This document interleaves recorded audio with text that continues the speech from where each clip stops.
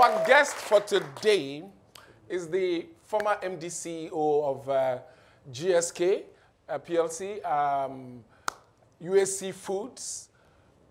He's a man who is an investor in the pharmaceutical industry and currently eyeing the governorship position in Imo State.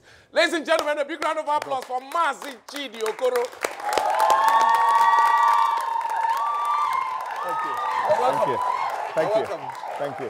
Yes. Good to have you here today. It's becoming a trend now where people serve at the high level in corporate organizations, achieve results, then they go into politics. It's becoming a trend. So is it also your story, or there's something more to your own decision? Yeah, thank you very much. Okay, I think as Nigerians, we should be more interested in politics because political leadership determines whatever happens to us. But let's give you a few statistics to see why we should even be more interested. Unemployment, 34, 35%. Yeah. Youth unemployment, 60% plus. 15 million children out of school. Children get kidnapped and kidnapped from schools.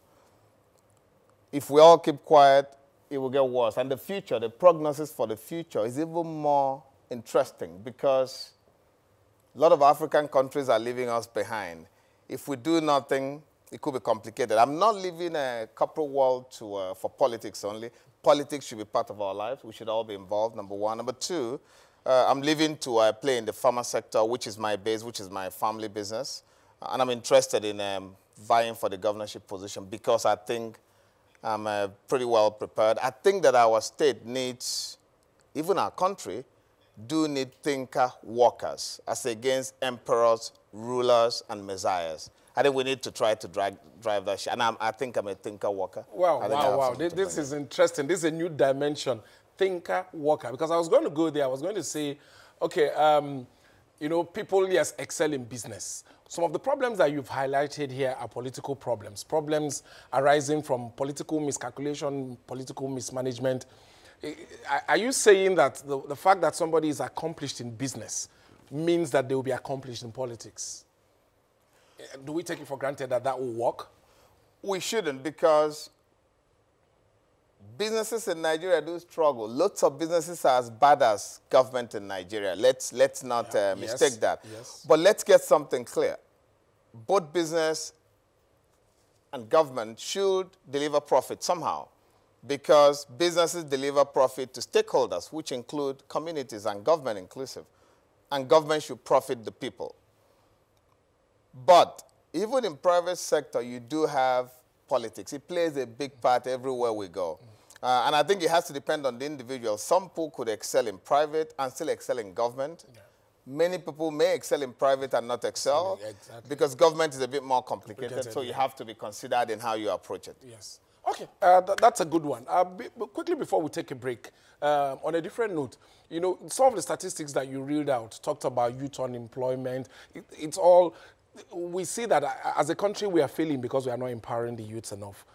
But you also find that the youths are, how do we make sure that this demographic that is very active on social media, but not very active when it comes to the day of casting their ballots?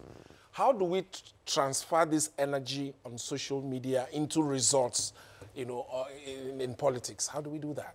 I think the world is changing, and it's something that we also have to be aware of. Social media is relatively new. Nigeria has 92 million people on internet, 7 million on Twitter, 16 million on Facebook. I think over time, this will start to actually translate. But no one has clear statistics that the guys on social media do not vote. It's all assumption. I think Nigeria lives on assumption. I think social media can mobilize the people and really move them to take action. It informs. We are more informed than ever. So we have to give a lot of credit to social media. How do we mobilize them to get involved? I think it's getting to that point where all of us should be politicians. No one should mobilize us. I agree with all of us should get involved because we are in a hard place, and we'll be in a harder place in the future if we do nothing about that. Well, it's becoming very, very interesting. Don't even go away, because if you go, you will miss a lot. We'll be back shortly. Let's take a break. Yes, you're still watching the other news, and I'm still here with my guest Mazi Chidi Okoro. If you're just joining us, please stay with us. It's becoming more engaging. Now, considering the situation politically and otherwise in Imo State, which is where you have the ambition to lead, and in Nigeria as a whole, what are the politicians not doing right? Why are we failing, both in Imo State and as a nation?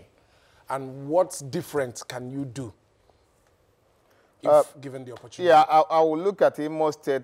And Imo State is part of Nigeria. It signifies so many things wrong with Nigeria as well. In 2013, I wrote a book, Another Perspective. And there were hypotheses I had there. And one of them was that we have a bigger problem with incompetence than corruption. And so I'm still waiting to be proved wrong. We do have leadership in our state, Imo State, who think that education is still about brick and mortar when everyone is going digital. They still believe that Medicare is about brick and mortar when you do have web doctor emerging. We still believe that, and we do not understand the heartbeat of our economy. Imo economy is diaspora propelled. It's about 60% diaspora income. And we're not creating the platform for diaspora to play more in that economy. That's number one. Number two, Imo has a very high literacy rate, 89%. Every year we have 150,000 people take WAEC from Imo State. That's the highest in Nigeria. 95,000 take JAMB. We graduate about 50,000 people. And we do have 400,000 people out of job. In 10 years, we'll have 1.5 million people out of job. It's a very precarious situation. Wow. And Imo is not industrialized. And the other thing is, Imo is 1 hour from major commercial industrial cities of Onitsha, Nnewi, Port Harcourt, Aba, and we are not taking advantage. We don't understand. So I belong to a group, Imo Arise Group, and we did a research over the last 2 years. And we do have data to show that, first of all, Imo has no industry. How do we create the job? Imo has great platform to play in ICT, but we have none. The guys over there are doing whatever they can, but they don't have the knowledge, the wisdom. There's no transparency. There's no equity and justice within the system. So it's all about the emperor trying to decide what happens to everyone. So it's a lot of things that are happening. And if we keep it going, and Imo has been unlucky. The last 20 years of our democracy, we've had emperors. We've had rulers. We never really had thinker worker come in to really try to set the tone for a great future. Yeah. I think that's why I think I have to get in the race. And I think, and in addition to that, they are leading the country in making statues. Is that not a sector that can be looked into that may become commercially viable? Maybe make statue for the rest of the country. I think if we can make 150 million statues, we have our people back at work. That's interesting. That's some of the misplacement of priorities that we have. Okay. All right. Considering your business background, you know, you're a man who is vast in business. And from your statistics, the way you reel out statistics, I'm sure people are listening and they are quite impressed. Nigeria recently decided to postpone their signing of the Continental Free Trade Agreement, you know, recently. We are bidding time. Are you sure we are going to meet that one? Is it 160-day deadline? Yes. You know, what does it portend for us? What economically and otherwise, what does it look for us if we sign, if we don't sign? It's interesting. Again, I speak about some of the things that ail us. You know, number one, Africa has 10% of Africa's trade. Only 10% is inter-Africa. That's a surprise. In Asia, you do have 50, 60, 70%.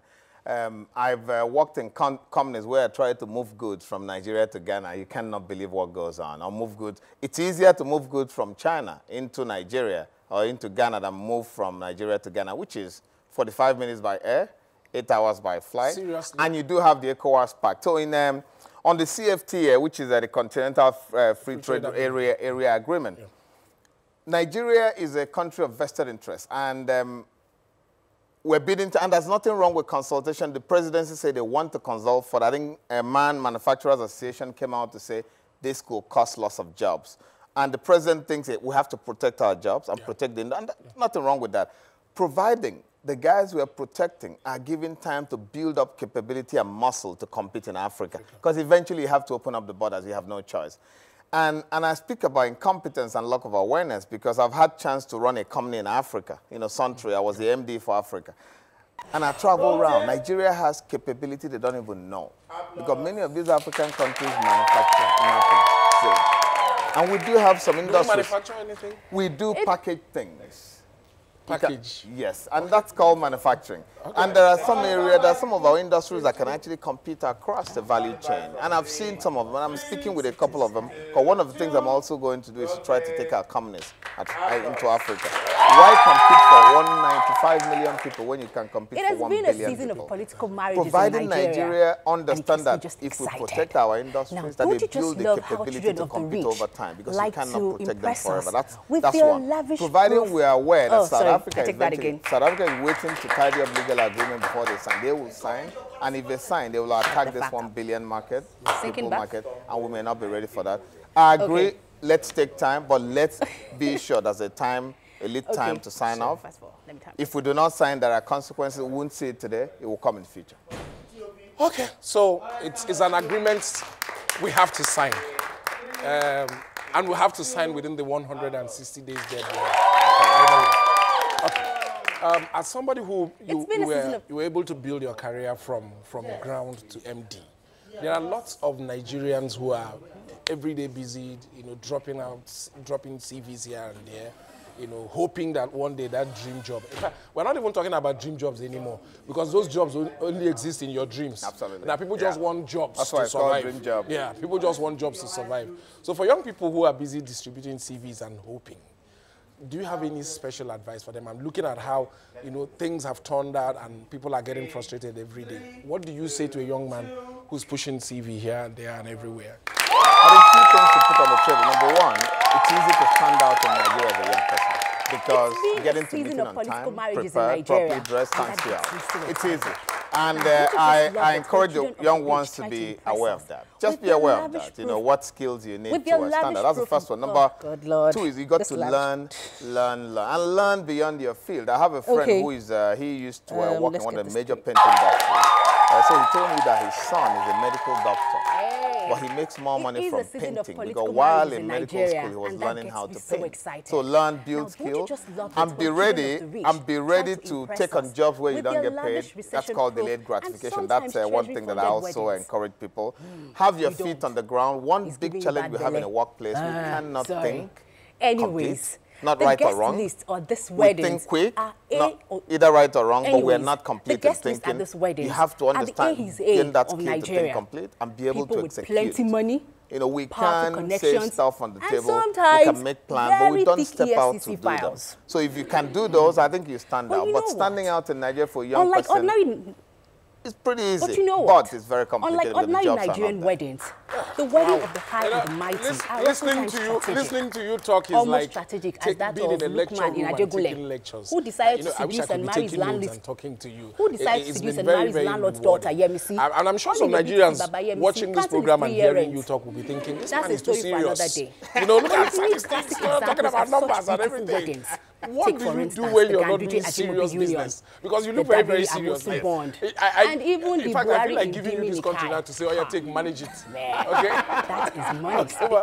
What do you do when you're not this serious? I do many things. I'm just a father, a husband, a brother. Talk of money. So that's all I am. I'm not MD, I'm not serious. Last week's Famil 2018. 2 years ago, I had the bright father is Africa's richest absolutely. I love football. I follow 2 football clubs, one here, one over there. And the groom's father, and I do former IGP, Mohammed Dikko I like to read and learn. So I put the two together, and you have a couple that can stone you with their money. The better informed you are, I think the better for you. And I have a range of friends, and I also I run what you call a social benefit organization, Southern Business Academy. How can you come and carry your problem and add them to mine all in the name of marriage? And I train them how to run business. As a matter of fact, at this stage, I don't know whether to entertain some plumbers on how to run I need some business. serious because I don't know whether any of you ever got a business card from a plumber. What do you do when you need a plumber in Nigeria? You have to call your friend. You ask a friend. Oh yes, that's it. Just imagine if a plumber has tried to give you a business card, so you can look in and pick up the card. Must not marry a fellow public so school teacher. that's what I do. Because their result sheet I is also screaming red. I do training for young people, for musicians as well. No salary plus no salary. In the course of training, I'm learning a lot. My so dear some of the statistics I give out are what people help me put together in the course of It's amazing. It's been a wonderful interview. I know you want to start from the governorship position. Your numerous imperfections. Because as they say, are we thinking president as well? Marriage is spelled O. I think the first thing Imo State needs and it's also a long thing. And I think I have what it takes. I'm prepared for that. That's one. And from there, anything can happen. Nigeria is a great country, but it can only get great if we have great people trying to manage it. Thank you very much, Mr. Chidi Okoro. It's been amazing. Thank you very much. All right.